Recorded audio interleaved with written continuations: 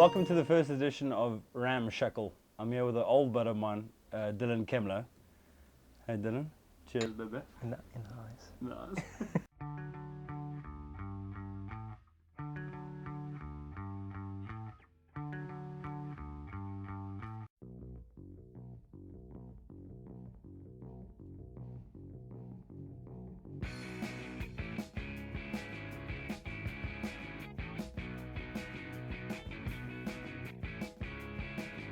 Little Somerset West.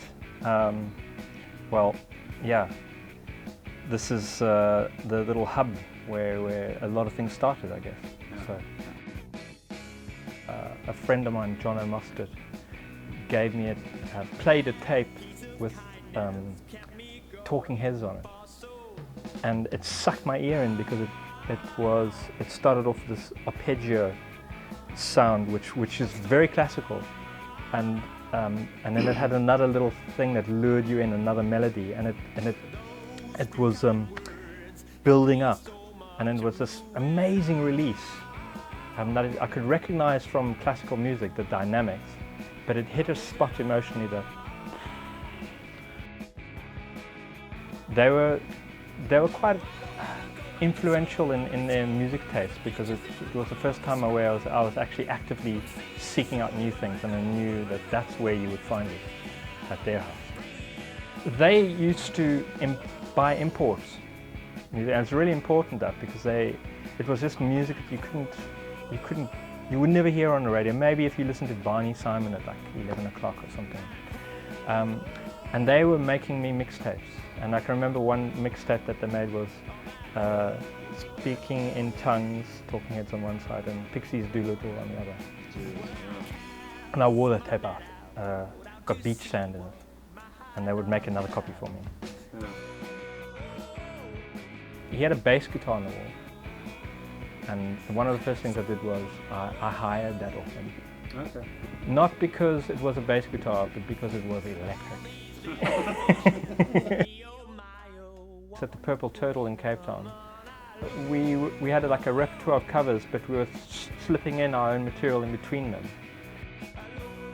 The B-sides of Smith's albums, obscure REM songs, Fire Hose, no one knew who they were, but they were technically challenging songs to play, and they kind of informed our songwriting to a certain degree because they weren't obvious choices.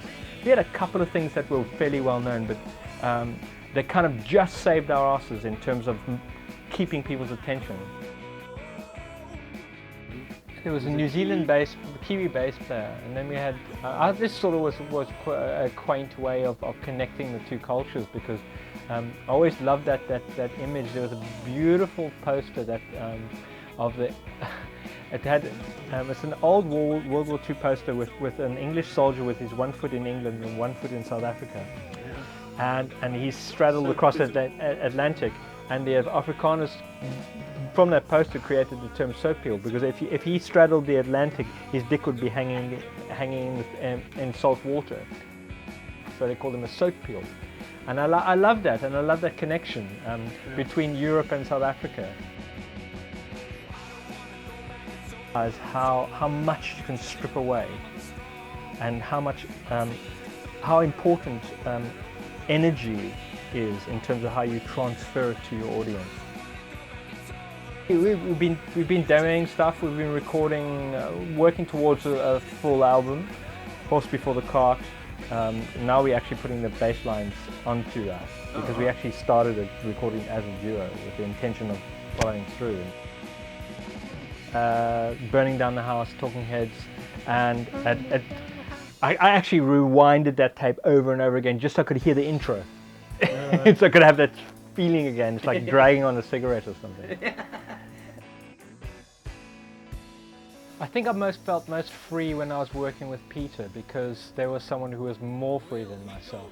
So whatever he did, I was never actually even pushing on the boundaries. He had already pushed the boundaries out so far that I was just operating. In fact, there were a couple of times where I would push him and he would push me, but it was mostly him on the frontier. There are many ways of writing, and I don't prefer one or the other. I just kind of go with the flow. it's both, and I could actually, if you ask me for individual songs, I would be able to tell you that one started with a chord progression, that one started with a lyric. I have to say I cannot think of writing a song without a good lyric.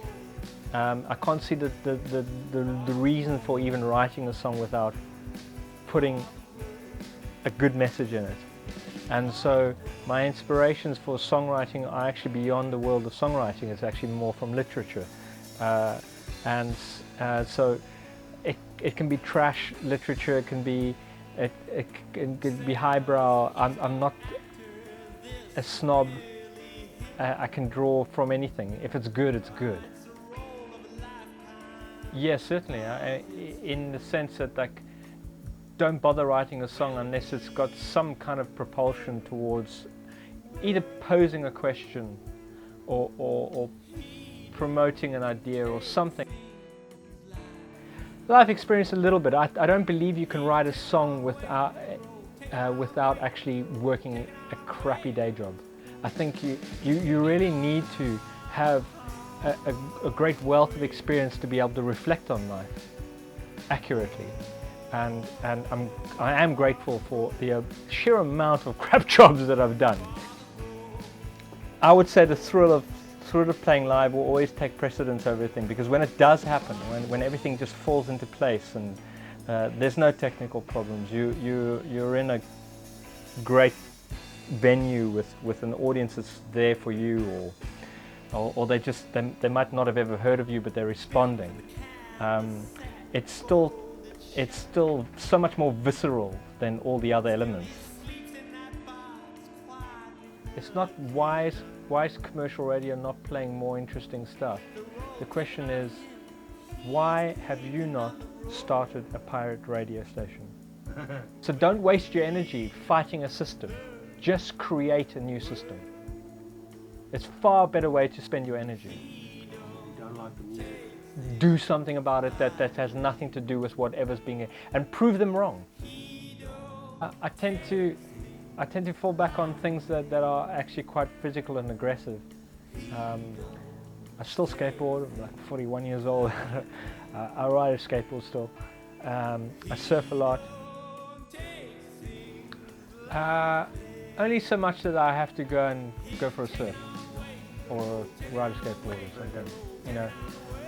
But yeah, I have to admit that I'm addicted. I can't live without either of them, and I have to accept that whatever I do, if I make money, it's always going to be funneled back into that process. I don't want to. I want to be able to sit back when I die and go, da. Those things I can already look back on certain things and go, I'm glad I did that. I could have spent the money in other ways. I mean, I could have been much more frugal. I could have been much more intelligent with my money. But I'll probably leave this world knowing that I contributed more. I'm intensely homesick, and it informs my songwriting a lot. The sense that I feel displaced, and that's why this project now, the previous one was called The Colonies, and this one as well is called Holding Patterns, and it's the notion of being stuck up there, and you can see your destination and you want to land but you can't. Yeah. Thanks a lot. Thanks for being with us, Phil.